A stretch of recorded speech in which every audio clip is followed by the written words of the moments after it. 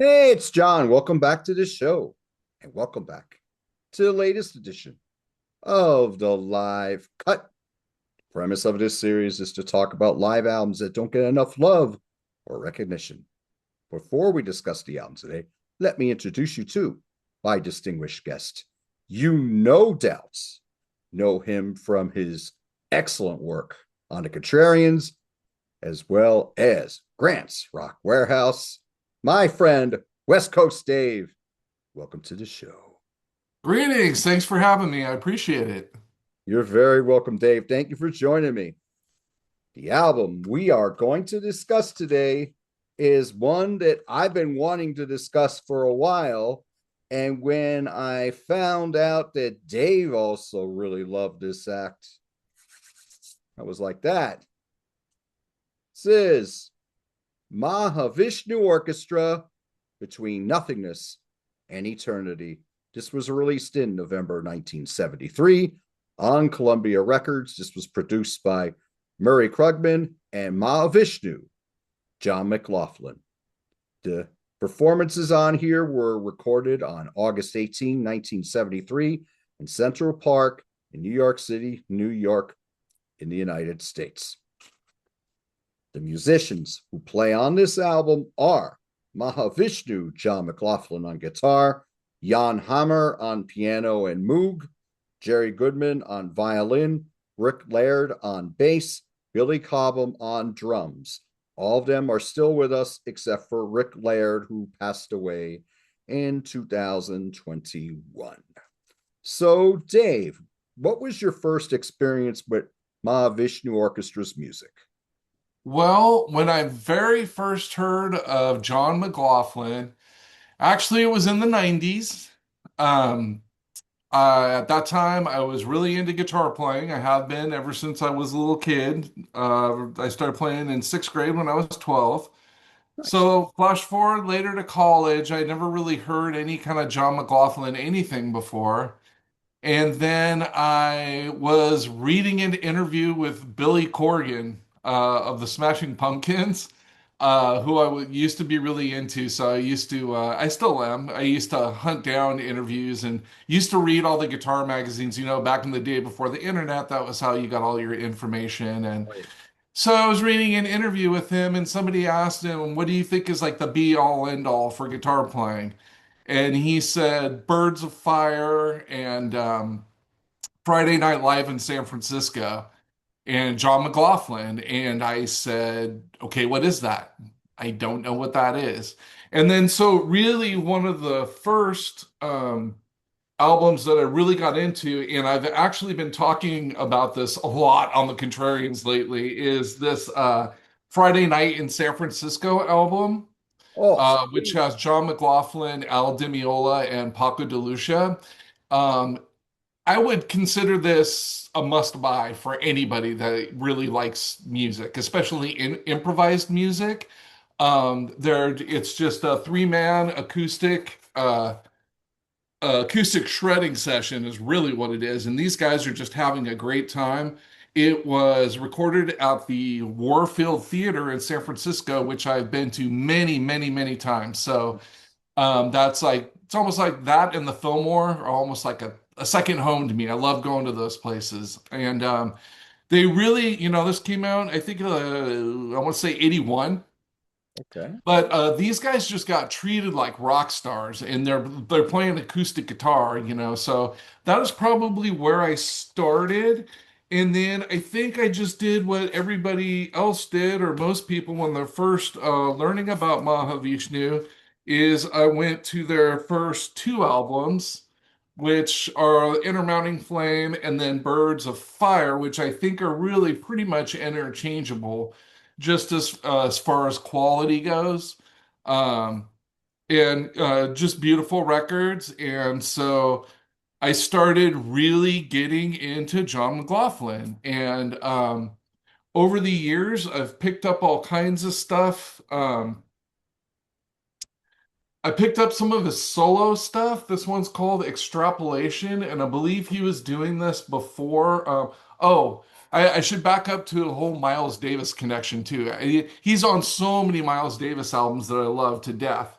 And there's so many of them that I didn't pick those all out of my collection to show, but just believe me, I'm not forgetting how great he was with Miles Davis, especially on Tribute to Jack Johnson and some of those other albums. But so then I started getting into some of his solo work. I started trying to mail away and find whatever I could because, most brick and mortar music stores, you can't just walk in there and they don't have like a big stack of John McLaughlin albums. It really usually doesn't work that way. But this is a solo album of his called Extrapolation that I like a lot. And this is another one called Devotion that he did. He's really into the idea of religious devotion and devotion to his music. Um, so I loved those albums.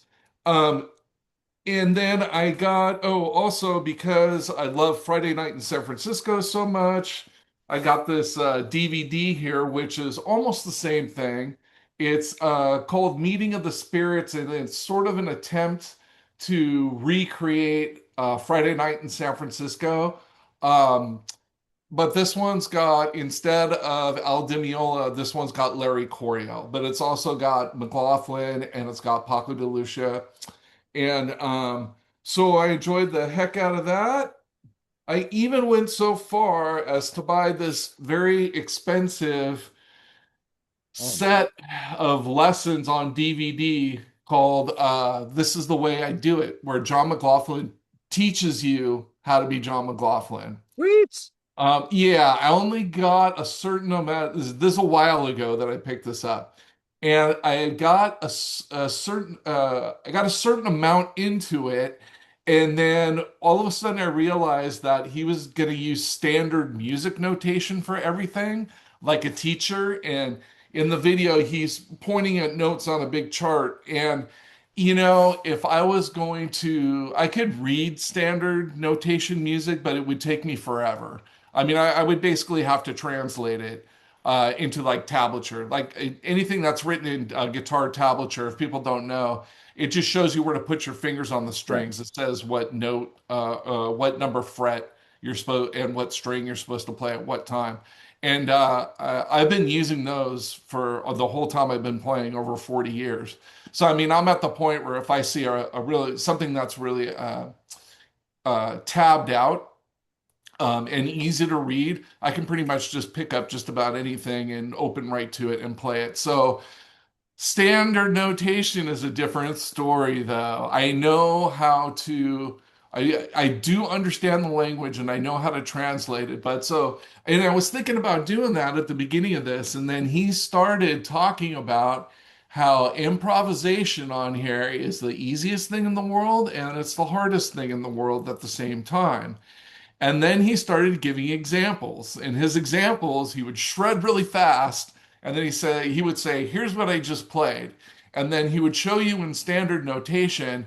And then all of a sudden he turns around and to the camera and he says, you do know all the modes, don't you? And I thought to myself, you know what? I really am not an expert on all the modes. So I turned this off and I educated myself and I learned all about the modes. And I could probably play pretty decently in any of the modes if you ask me now. But at that point, I kind of stopped with this and I haven't gone back to it yet because I realized that his musical language was so elevated above mine that I was going to have to do some studying and catching up before I could even think about it. But so I have that, and then I've got this beautiful album right here called My Goals Beyond, also by McLaughlin. And that's more that I think is a real statement of intent. And I really think that's what he's trying to do is he's trying to transcend humanity. And that's, this album's called Between Nothingness and Eternity, and it's very philosophical, right? So he's trying to find a space that connects human consciousness to the universe, is the way I look at it. And that place is somewhere between nothingness and eternity. So even though most of his music doesn't have any vocals, there are philosophical ideas connected to the music that I really find fascinating. He is also I don't want to say he worships John Coltrane, but John Coltrane is sort of his idol. In fact, I saw John McLaughlin one time in his newer band is called The Fourth Dimension. Yes. Um, and back in 2010, I saw them in Santa Cruz play a place called the Rio Theater, and it was definitely one of the best concerts I've ever seen in my life, if not the best concert I've ever seen in my life. Um, there was, I hope I don't butcher these guys' names too bad. There was a drummer named Mark Mondesir there. There was a guy named Gary Husband that plays both keyboards, and he's a drummer. And then there was a bass player named Etienne Mbappe with him. And, you know, at a certain point, and I mean, don't get me wrong, McLaughlin's flawless the whole entire night. I mean, I can start watching him and just it's mesmerizing, absolutely hypnotizing. But at a certain point, Gary Husband stopped playing keys and he started playing drums. And Gary and Mark had this drum off, and it to me it was like watching the two best drummers in the entire world just trade licks for like 20 minutes. I mean, it was absolutely mind-blowing. And I was sitting there going like this is probably the best concert I've ever seen. Just as far as musical ability, and the passion they had for the music while they were playing it. And that show was known as it was called To the One is the album that they had put out. And the one that they were referring to is John Coltrane. And so John Coltrane worship is a huge part of what John McLaughlin is all about. I saw the Fourth Dimension again at the Warfield in San Francisco. There's the Warfield again in 2017. That actually became the album Live in San Francisco that he put out after that. But we have this attempt to sort of bring a John Coltrane philosophy into sort of a jazz fusion rock context, which all of that I think is really leading into this album that we decided to talk about today. And there is a fire and an intensity to this being live that's really amazing to listen to. Um, you would think that people listening to uh, music like this that's very complicated, jazz fusion stuff, might not be as thrilled or the crowd might not be as wild as you would think on this album, and they're just crazy.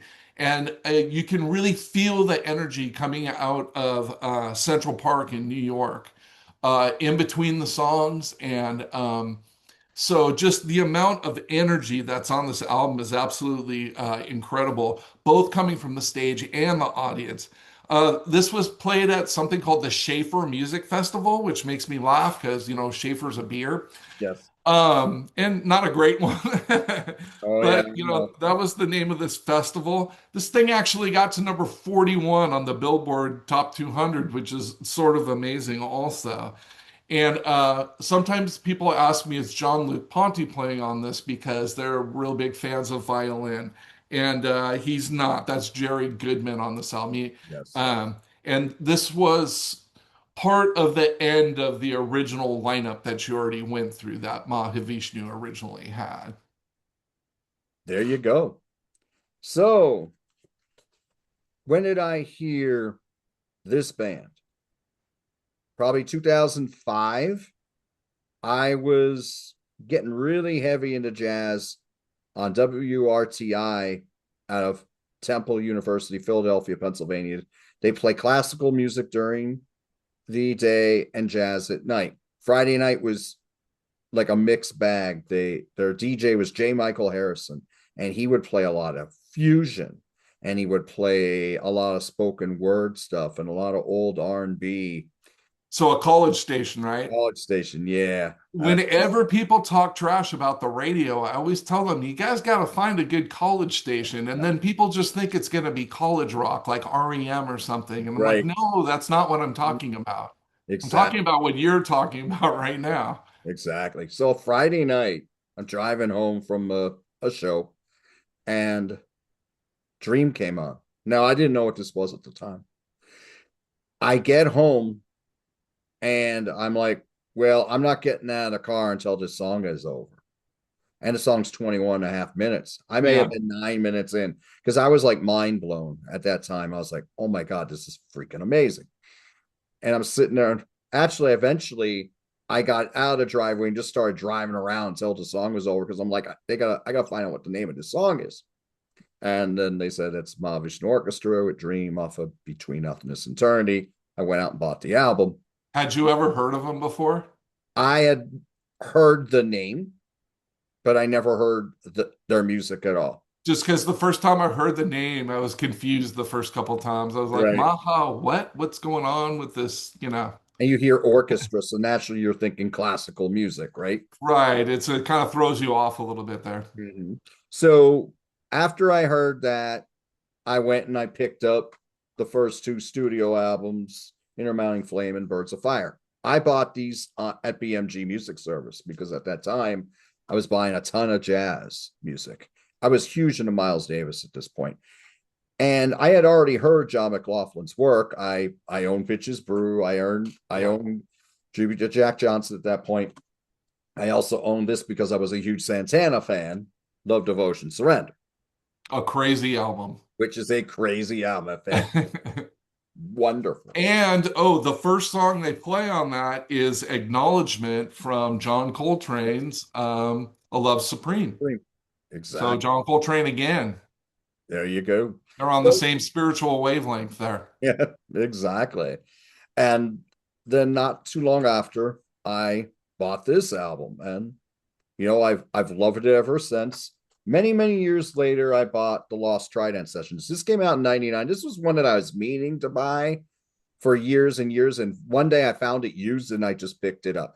This has the studio versions of the songs that are on Between Nothingness and Eternity, because this was intended, the songs on here were intended to be the third studio album, but they broke up. Well, the first time. And then John McLaughlin formed a new Mahavishnu Orchestra, totally different lineup. Yeah. So that was my entry point into Mahavishnu Orchestra. I'm not as into the later albums. The only other album I have after the first three and the Lost Trident Sessions is Visions of the Emerald Beyond. I like that, but to me, the first three albums, that's my Mahavishnu Orchestra. Interesting. The music is different. It, The it music is. is different with the first band. It is. I mean, well, the thing about the second version, they were nowhere near as intense as this. This is so intense and insane. Blistering, it's on fire. It really is. I mean, this rocks really hard for jazz fusion. Oh yeah. It it certainly does. So the playing on here is exceptional and it's fiery. So we're gonna talk about the three tracks that are on this album. This is a near 42-minute album. And Dream, the song that I talked about last, took up side two of the vinyl. So, what's your favorite song out of these three? Wow, that's an interesting question. I think I am probably going to go with Dream. I hadn't really thought about it before. Okay. I think I am going to go with Dream just because I think it's the longest, it gets the chance to be the most expansive and include all the parts of the live performance that I enjoy the most. So, Okay. And how about yourself? mine's Sister Andrea. Now, Okay. Dream was my introduction, but Sister Andrea is the one that I like the most because I like that it's got a very hard funk groove on it and it's a lot more cohesive and it's tighter. It's If you listen to the Lost Trident Sessions, the songs Trilogy and Sister Andrea on here are very close to what you have on the live version. They are a little bit longer on Between Nothingness and Eternity, but it's got that same format. They don't stretch out too much outside what you had on the studio versions. Well, that Sister Andrea was written by Jan Hammer. Yes, it was. And the other songs were written by McLaughlin. Mhm. Right, exactly. But what I really enjoy about this song is I love that hard groove that Billy and Rick are laying down. And at the end of each theme, before they go into the next part, it always has those really fast ringing, high pitched guitar lines from John. And then it always goes really subdued when it goes back in to that groove again, which I really love. And you got Jan Hammer's for Jan Hammer to write this song, he's adding a lot more color on here than more solos like he did on the other two tracks. Even John's guitar playing on here, I think, is more tranquil, although you still got a ton of fire. It's more tranquil on this song than it is on the others. But when he gets to shred, he's giving you these wicked kamikaze riffs in here, which are amazing. The violin solo from Jerry that kicks in around 410. That's very, very strong as well. One thing I really noticed, Dave, is I love the interplay and the call and response throughout Hmm. this album, whether it's John and Jan or John and Jerry. So that really, really stands out for me. But Sister Andrea is my favorite track on here. I love everything. With Dream, the the gateway is the 21 and a half minute version for me. But when I heard the tighter 11-minute version, this is like my go-to now because Yeah. it seems like on Dream on Between Nothingness and Eternity, it takes a little while to get going. I mean, I like a slow burn, a song, but there it takes about 5 minutes before it gets going into that main theme. Here, it probably takes more Yeah. like 2:45, and I think the clarity is crisper on the studio version. Like you get on this version, it's 11 minutes. You get everything that you get on here, but not as much noodling. Although, the playing is impressive throughout. Yeah. One thing, let me ask you about the sound quality on this album. What do you think about that for 1973? It sounds good to me, especially considering that it was recorded live. I didn't notice that there are any problems with the sound when I was listening to it. I'm over 50% deaf in my left ear though, so Oh, actually, I'm not the greatest person to bounce, like sounds off. Like I'm not the guy in the studio, like listening to the monitor, like making little tweaks here and there, because I got that little disability there. But I didn't notice any problem with the quality of the recording. I mean, I thought it sounded great for 1973 personally. I enjoy it, but I think sometimes in the quieter passages, it sounds a little too quiet. And I noticed it's that sometimes on the Miles albums of that era, like you're a big Miles fan. You, Yeah. do you know the Agartha record? Yes. Okay, Agartha and like Panagia, particularly Panagia, they're amazing albums, but Panagia in particular, I think is a little too quiet at times. And I hear a little bit of that on here, particularly on Dream, which you has a lot of ebb and flow and has times that are really, really quiet. I noticed that sometimes the sound quality isn't great. Now, when on the louder passages, you can hear every instrument very, very clearly, which I really, really enjoy. So that's something that I picked up on it. But the first time I heard it on the radio, I didn't pick it up. But as time has gone on, those things really come out to me. And with Trilogy, what do you think of that song, the opener? Okay, so applying not just to this song, but to the whole album, I wrote that this is just a masterclass in musical tension and release. And it's all about, which is part of the reason why some of the music might be a little quiet, just because dynamically they're bringing it down, so that the next time when they bring it back up, it makes it that much more powerful. Mm-hmm. And with a instrumental album or with instrumental jazz fusion, it's really important to hold people's attention, and that doesn't mean that you're just playing a million notes, over and over and over. There's got to be some differentiation. There's got to be some dynamics in there. So the dynamics are keeping the listener engaged, or they keep me engaged when I'm listening to it. And like I said, you can just, for the whole album, you can feel the positive energy rising from the stage and from the park as the band elevates into the stratosphere, is what I wrote. And so I think for really the whole album, they really are becoming like this transcendent group that is bigger than the sum of its parts, which has to do with the dynamics of when you get people that are perfectly matched in a band together that are listening to one another.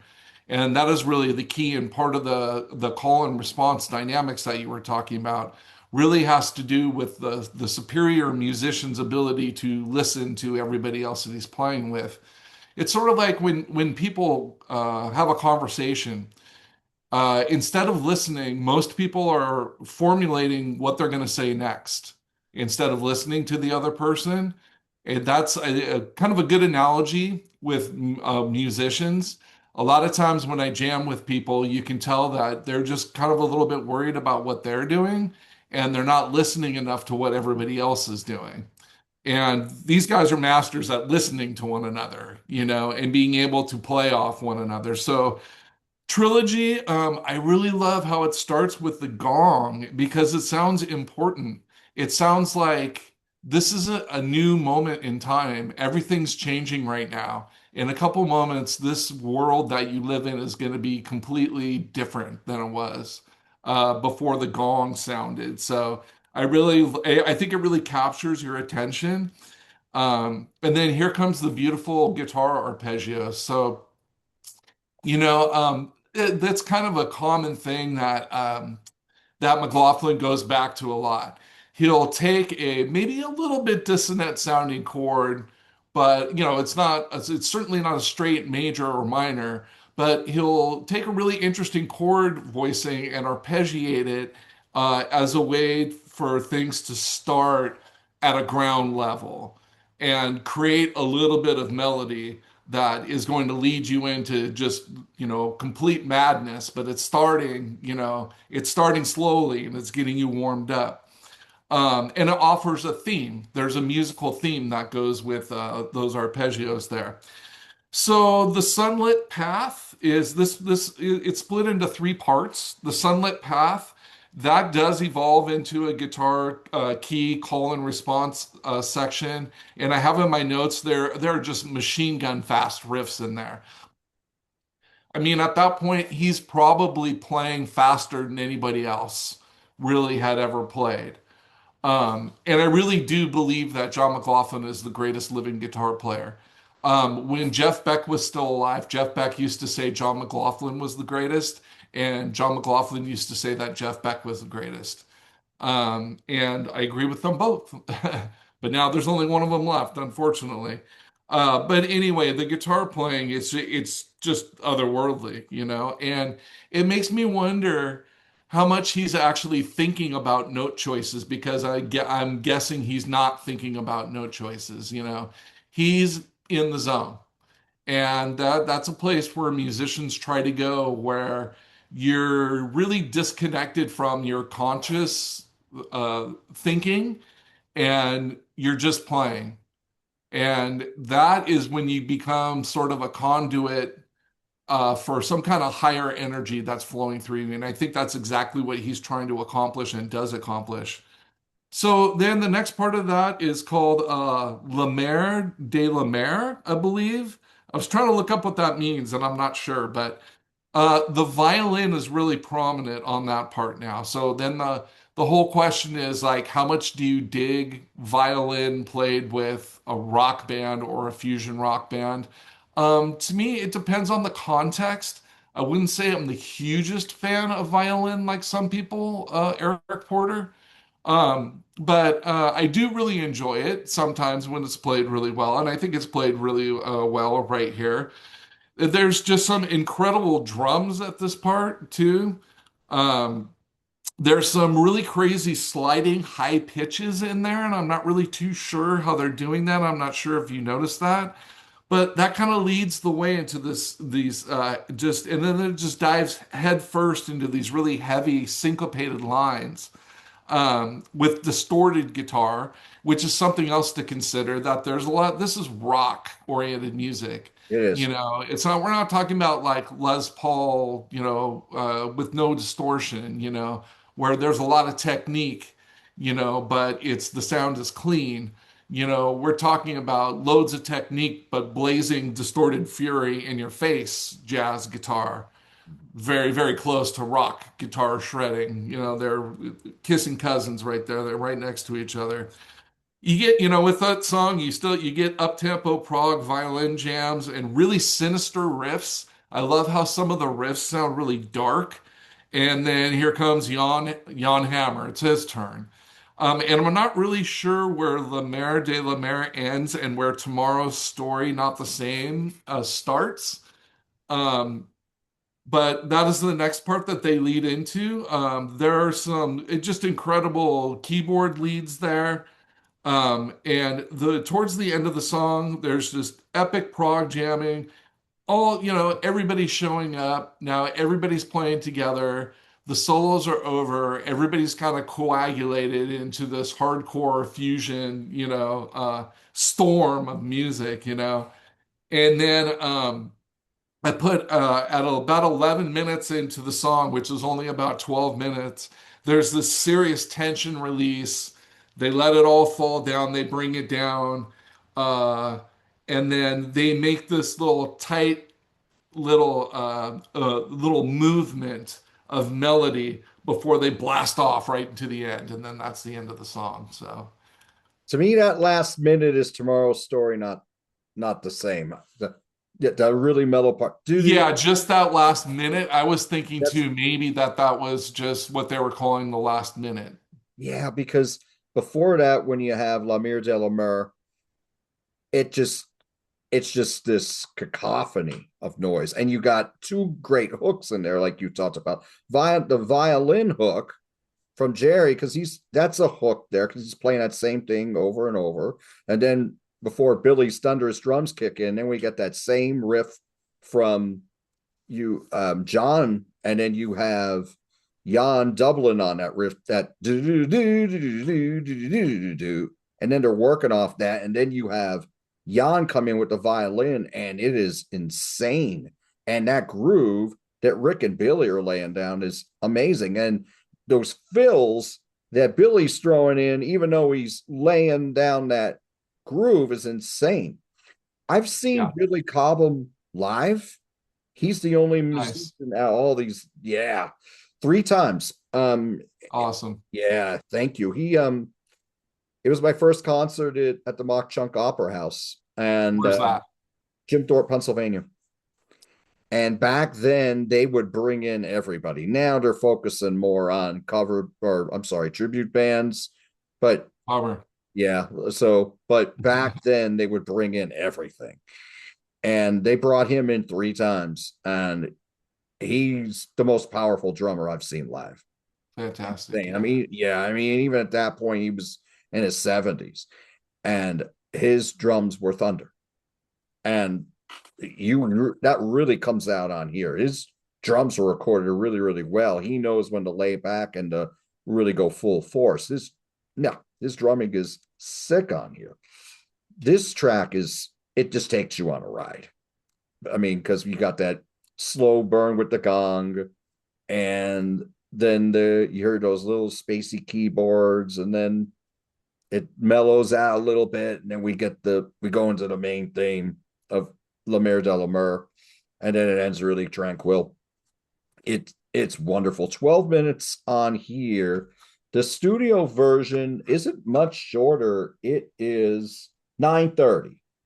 So, but they don't really, you really can't, it's just a lot of the same stuff. And they're not really noodling on here. Everything here is in its right place. It works. Yeah, it really makes me wonder what percent they know they're going to play, and then Mhm. what part is composed.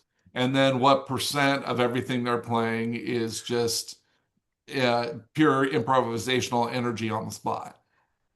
Yeah, because I mean, it's not. Yeah, I'm thinking not too much. Like maybe some parts they're repeating, but there's a little bit.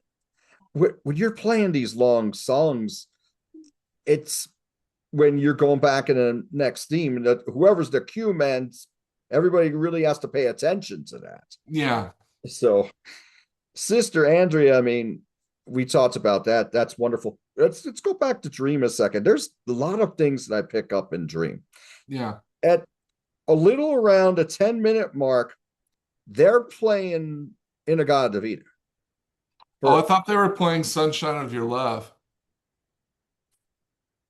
That's funny. I heard Sunshine of Your Love and you heard it in Gata Davida. they're similar. Maybe it is Sunshine of Your Love. Yeah, yeah, okay. Dun, dun, dun, dun, dun, dun, dun, dun, dun, dun.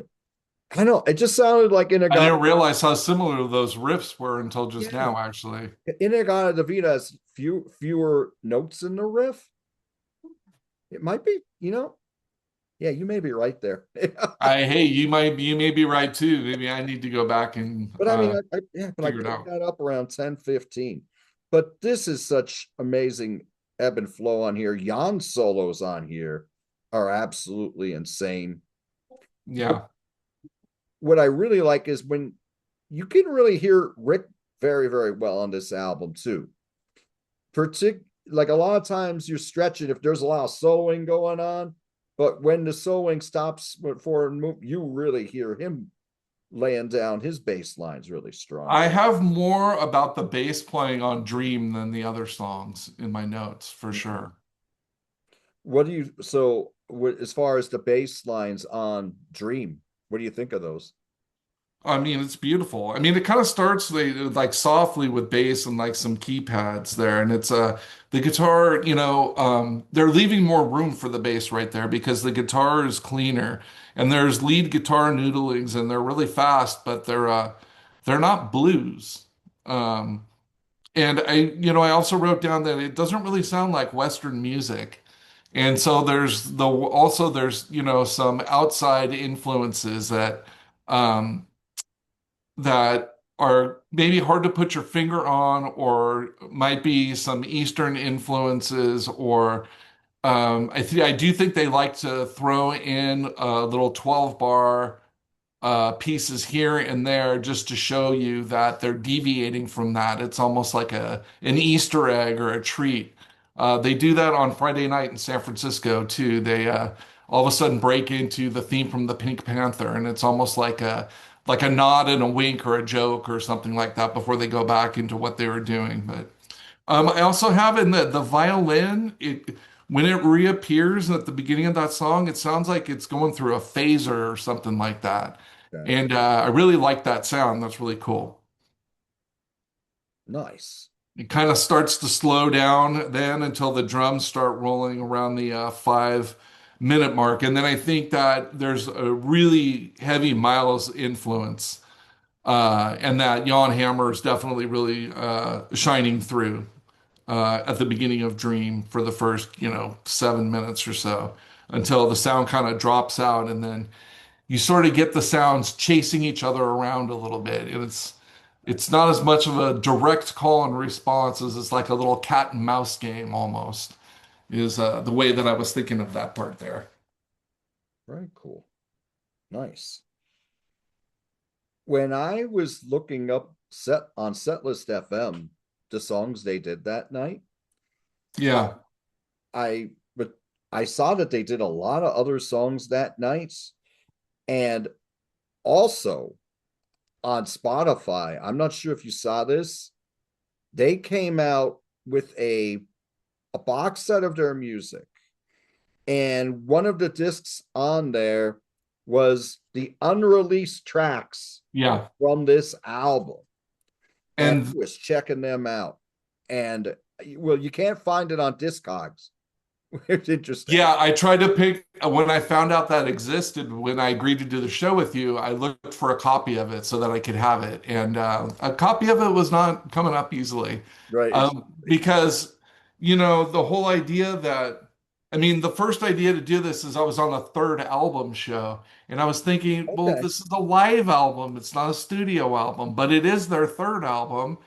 Does it count? And then I was looking at it, I said, well, the three songs that are on here aren't on previous albums. So that means to me it counts more as a third official album. And then if you go to the unreleased tracks, then you're like, oh, okay, here's the songs from these albums. Now I get it. And then when you do the research, you find out that, really the Trident Sessions was going to be the next studio album, but instead they cut some of those live and then put that out. And I think it was a great idea. If you were to make this a double album, you're familiar with the songs on the unreleased tracks. Would what would you add from that? Or are there tracks from these first two that you would add that weren't played those nights instead? Because they did two nights there in Central Park. Yeah, I mean, I think they played Birds of Fire already.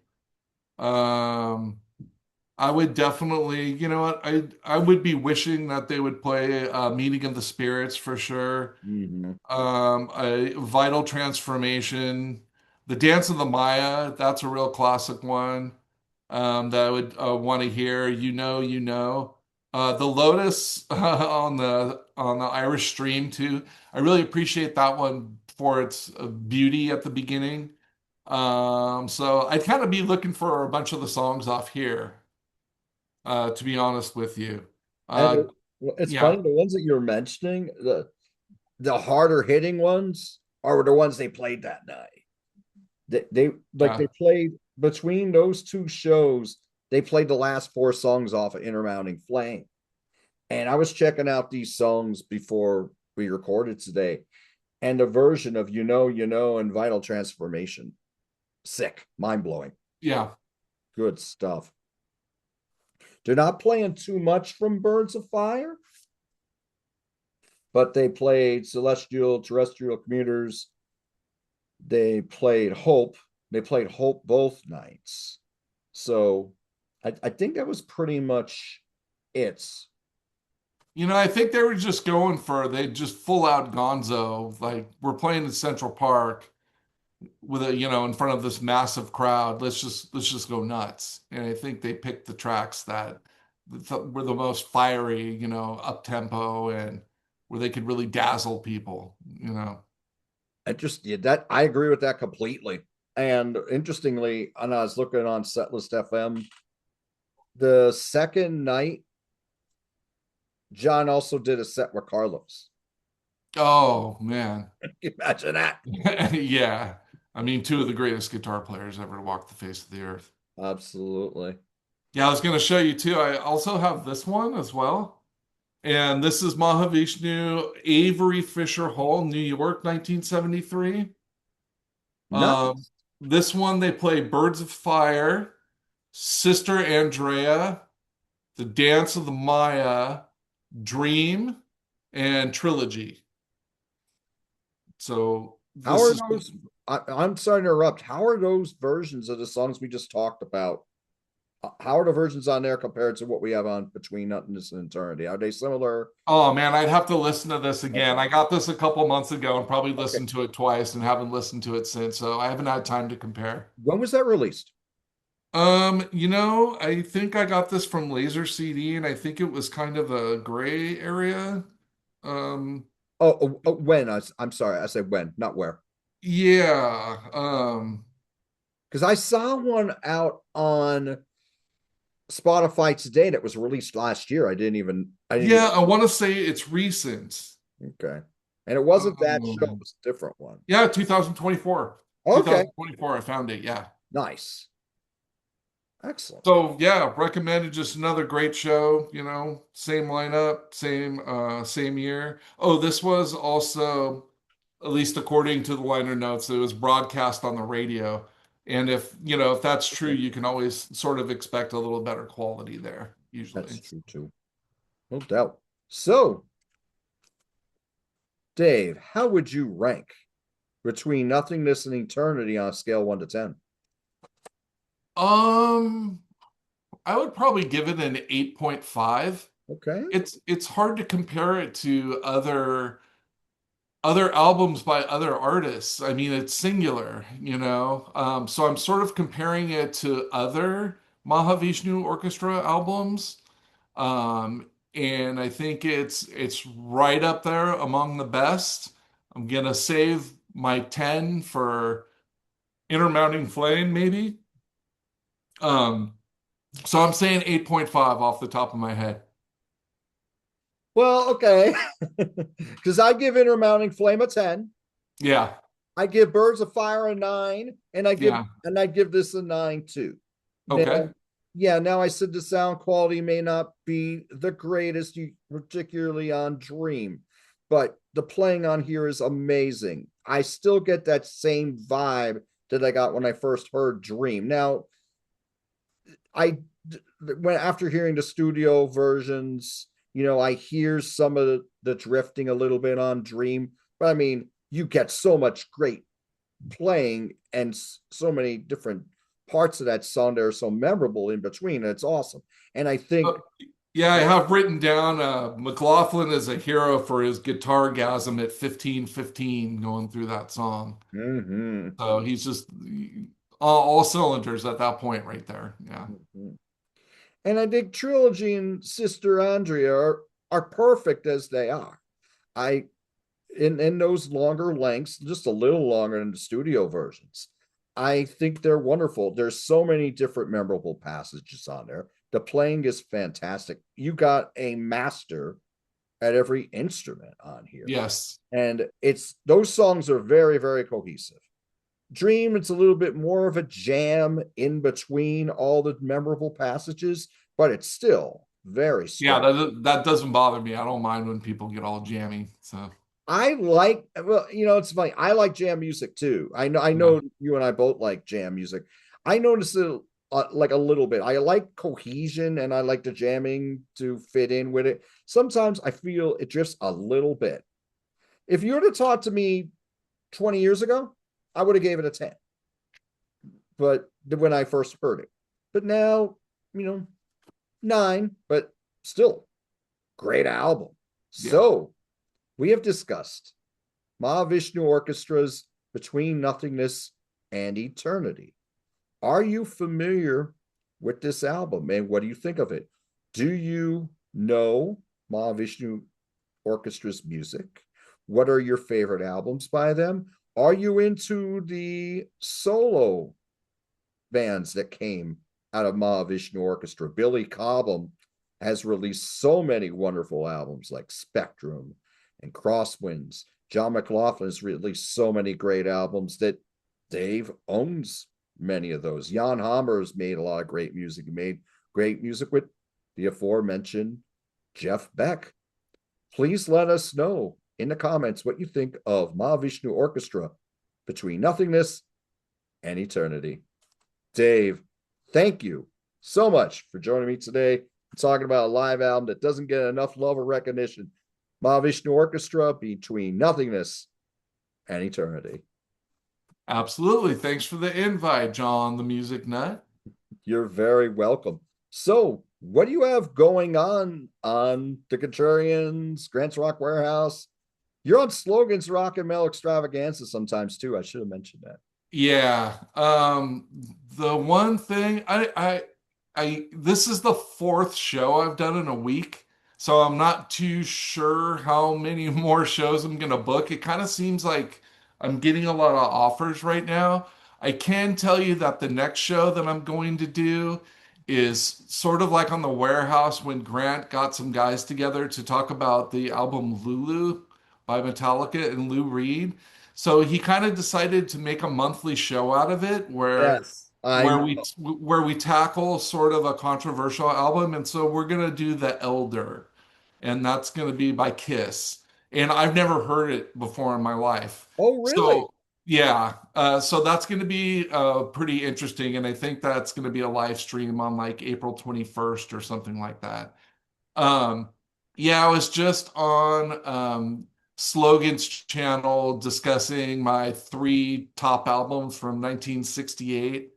Um, and like any moment now, there's going to be a Contrarians episode that I'm on that's going to post where it's about my 10 favorite jazz albums. Oh Um, yeah, okay. yeah, so the Contrarians finally like moved over into jazz. And it was a big panel. It's kind of a long show, but it's pretty educational. But those are some of the things I have coming up. Alexploitation is putting together a channel called Tainted Decibels, and we're also throwing around some ideas of things that we're going to do. Maybe a Bauhaus versus Sisters of Mercy show, or Nice. yeah, or we were talking about doing a Cure show maybe, but lots of ideas in the air. You Oh, know, new excellent. month is coming up on the Contrarians. I'm not sure what I'm going to sign up for next, but Yeah, with me, it always depends on when they book those shows. yeah. Because I'm gonna be doing tomorrow night. I'll be on the great debut, even better second album show. Oh, nice one. Cool. Yeah, thanks. All right. I'll be looking forward to Awesome. watching I'm that looking one. forward to checking yours out as well. All right. Thank you all so much for joining us today. Do what you love, and we'll talk to you soon. Peace.